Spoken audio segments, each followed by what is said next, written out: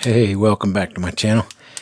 We're going to do an unbagging, if you will, of the Iflight ix3 inch frame.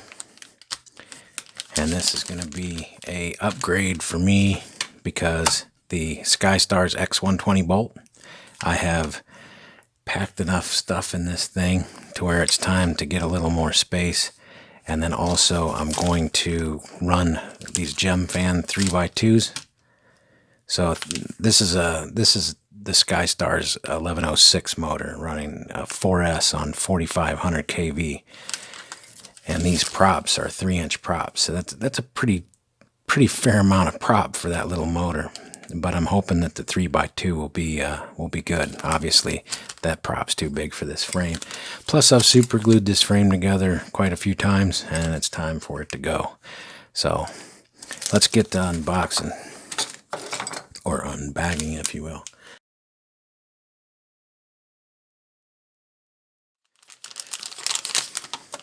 So in the bag here we have some stickers, 2 battery straps. Kind of feels like pleather. It's kind of like a pleatherish feeling. I don't think it's gonna stick to a smooth battery surface all that great. But it does have a metal buckle. So if you have some UMA grip underneath there, see how strong that is. I don't know, I'd say that's pretty strong there. So yeah, pretty decent. So you get 2 of those. Get a bag of hardware.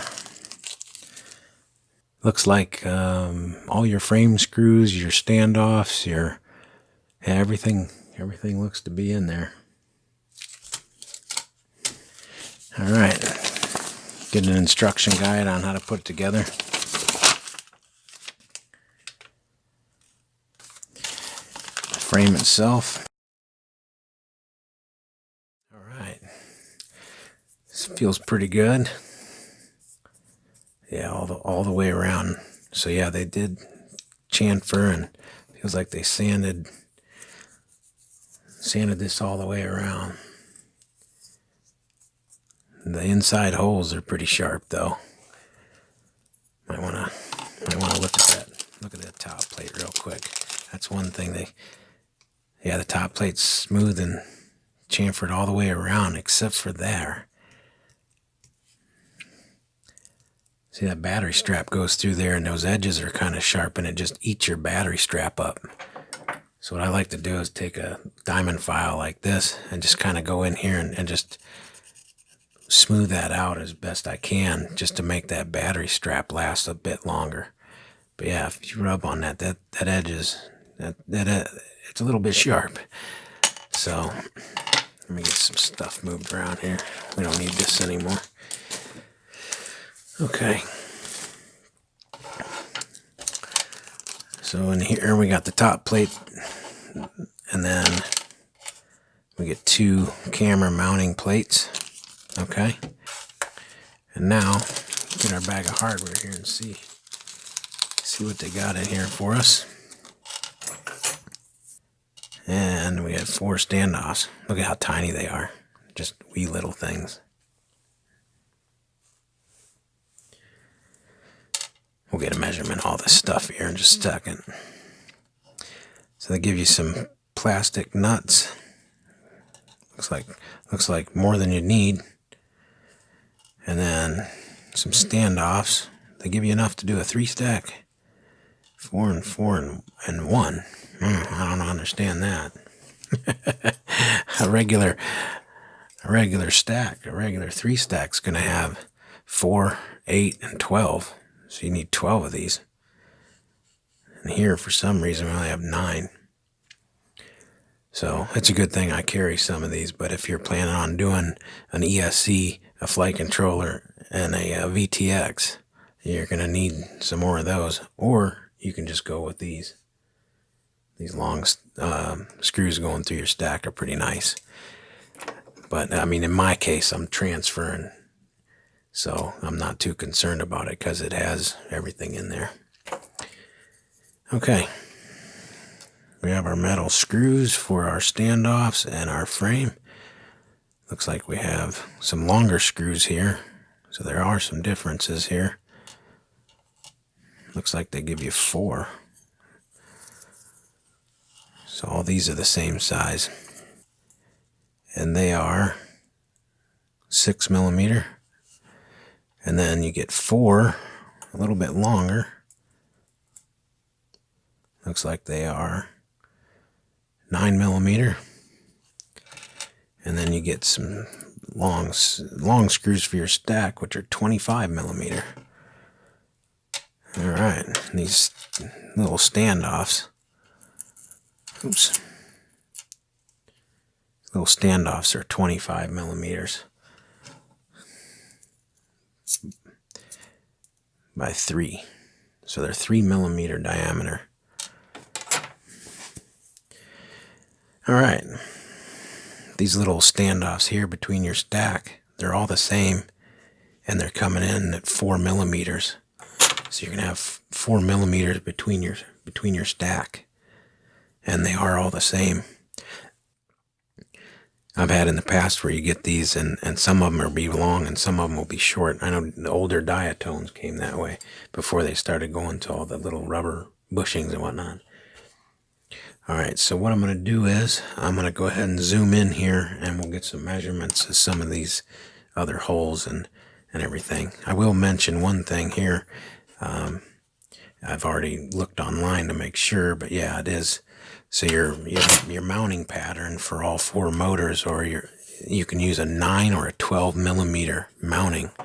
So on your little motors here. So this is a SkyStar's X120 bolt. So it's a 2.5-inch ripper. It's a 4S, and it's a 1106 4500 kV motor. So 1106 motors. So your 11 series motors will fit that.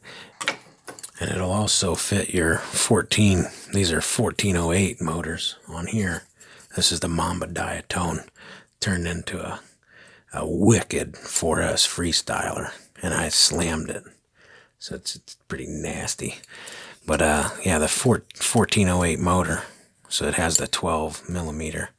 So your 1106 versus your 14. I don't know if you could see that. I'm trying to get you some angles here to make this fun and interesting for you. So yeah, your 12mm and your 9mm. Okay, so it'll fit both patterns. So let's go ahead and zoom in real quick here, and we'll get some little measurements. I'm just gonna scrub this out of the way. All right, so we're zoomed in here. Hopefully you can see this a little better. Yeah, 150, man, we could say 156.5 if we really want to get technical. So the space between the inside of that hole and the inside of that hole. Okay, rear, the inside to the inside, 9mm. The front is 19mm. Stack is 20, center to center is 20mm and 20mm. So we have a 20 by 20 stack. There's no other hole pattern here to do a different size stack. So we're going to be a 20 by 20. And then we already went through these holes. The other thing I wanted to make sure is that center hole can handle the inside here. So your motor post can fit through that hole. I've seen some of these frames where they don't have anything, and then you have to have a TPU adapter and all that garbage. So that's kind of cool that, you can fit even even these 1408 motors. That hole is the same diameter. It's 5mm ID. So that's a good thing. Top plate. Your strap is 20mm center to center. And then the 4 holes better be the same. Yeah, they're the same. Okay. Kind of cool. They give you a place to put a zip tie here. Now I'm gonna run this freestyle, so I'm not gonna end up putting anything up here on that top plate. But it's kind of cool if you end up race style. You can zip tie some stuff up here. But now the overall height is 30 millimeters, and the inside is 25. And then they give you an option here of having a horizontal and then 2 sliders for your micro camera. See, that the inside of this camera is 19 millimeters. So this isn't going to work with your nano, your Runcam Nano size cameras. Anyway, I mean like the Nano 3. Okay, that's a 14 by 14 board in that. So if you run a nano camera in here, you're going to have an adapter, because these plates are going to be out at 19 millimeters between the plates. Okay, which is no big deal. I mean, you could put a thicker standoff in here and run a TPU. I'm sure you can find camera that's pretty small though, 3 millimeters. So we do have some installation and build instructions. Then here are the sizes. So M2, 25 millimeter. Okay. Show you that real quick.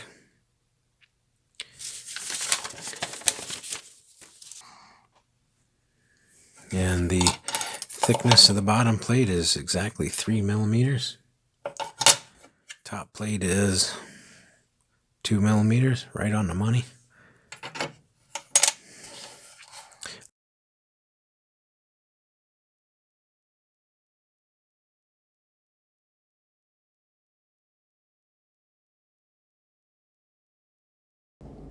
All right, I just want to real quick say something about this. Okay, you can see how that's moving around? I'm pushing my finger down on that, and the front of this is not touching those standoffs. There's actually an air gap in there. I don't know if you can, I can see if I can get the lighting just right. See how there's a little air gap? I can actually just barely get that piece of paper in there. So that's a good thing. So when you put your final 4 screws in here and tighten that down, the pressure is going to pinch those 2 plates tight in there. That's one thing that I really hated about this frame. I don't know if you can see this. This frame here only has 1 contact point here at the top and only 1 contact point here at the bottom. But if you notice at the bottom of this frame, they cut out the frame so you could slam that camera down a little deeper. The only problem is look how they got that designed. So that wallered out. So I've had to run wire straps and stuff on the camera mounting because the PTU didn't work. It just, since it's so far forward, that standoff's so far forward there, it just, the camera just wallered around. So, but because that over time is wallered out, top and bottom, I mean, there's a heck of a gap in the front and back of that. So when I was looking at this design, I thought, you know, that looks good. The standoff's way up front, so you can, you know, unlike this one where the standoff's so far back, you can actually utilize something there. So it'd be interesting to button this all up with those components and see how that works out for me. The other thing is if these are loose, if these plates in here are loose, your camera will vibrate really rapid and it will make the picture really blurry. So you either get that jello where it's like a wavy line, or it's just blurry. It doesn't jello, it's just too blurry to see. I think that this frame is a little more thought out. Let's go ahead and finish it up. Alright, I'm going to jump back in real quick again. In case you didn't know, when you're putting aluminum standoff and steel screws together. If you put your screw in there and just touch it and push on it, turn it counterclockwise, and you'll hear a little tack. Okay, that means you're at the start of the thread. You'll never cross thread your standoff and ruin your screw if you do that. Here, listen. See how you hear that little snap? That thread is falling into place, so you can screw that all the way in there without stripping stuff. Because if you just put it in there sometimes and just go at it, it strips out the threads and ruins your screw, which makes you crazy if you're unlike me and have bags of extra stuff. If you don't have extras, then you're gonna be kind of out of luck. So I thought I'd share that little piece of advice with you, whether you liked it or not. Alright, so we're all together here and everything's tight. What a cool looking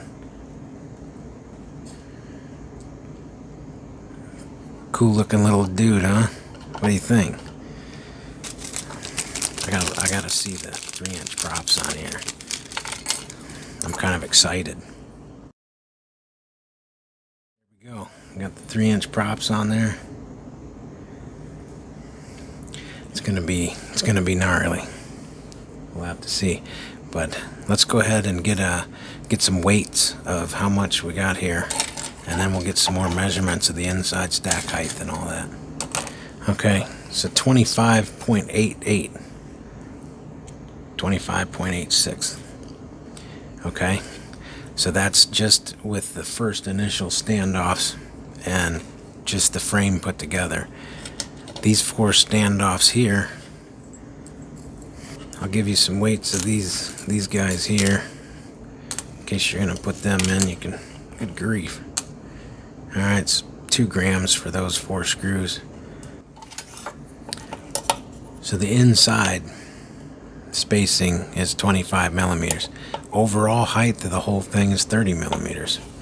Stacked to the back plate. So the center of your stack mounting is going to be 8 millimeters to the back. So the center here to the back plate here, 8 millimeters. Boy, that's going to be tight. Because on this SkyStars, the biggest issue is when I was racing this, I tried to get more up tilt on my camera and it would bang into the stack. The other problem is because this camera's not really guarded very well, you can kind of see that it pokes out there. When I hit a gate, it rams the camera back into the stack. So that's another issue I was hoping to get away from, so we can kind of see the difference here. Now this one does have a bit higher stack. This one gives me 22 millimeters, so I'm getting 3 millimeters more height. But I tell you what, looking at these two put on top of each other, rear standoffs to front standoffs, there's a pretty significant difference in how much this one sticks out. However, I'm looking down through the center hole for here to the camera below, and it looks like it might inch forward just a little bit, but it's going to be tight. If you keep an eye on, why do I keep showing you this? Because that's another video I'm going to do. I'm going to disassemble that 2.5 inch and completely take it all apart, and then I'm going to put it into this frame. So I'll do a video on that. But that's this frame. If you have any questions or I missed something, I apologize. But just let me know in comments, and I'll try to get what I can information-wise. One last thing I want to do is I want to put an SMA connector in here just to see if it really works. So let's just grab any one of them. They're all pretty standard. And no, that hole will not fit a standard SMA for your antenna lead. So I'm going to assume they're thinking you're going to put your antenna up through there like that, maybe. So no, you can't put a SMA. I kind of thought that hole was pretty small. It looked like the same hole they put in the motors. So that, as they say, is that. which doesn't matter for me. Like I said, I'm gonna put some Uma grip. Oh, I don't know if you ever seen this or not, but that is 2 millimeters thick. The only issue I wonder is if these heads on these screws are gonna touch that battery. So I do have the thicker stuff, but I kind of want to show you that, if you ever seen that or not. But yeah, pretty cool. And if you want to run a bottom mount, you know, these cutoffs are already sanded out for you, so you can stick your strap through for your under your ESC, and you can see there's plenty of room to slide that underneath there. So yeah, pretty nice on that. Like I said, I'm gonna run freestyle. Well, hey, I hope that helped, and I hope, you know, I answered those questions that you had about it, and I appreciate your time. Enjoy the breeze.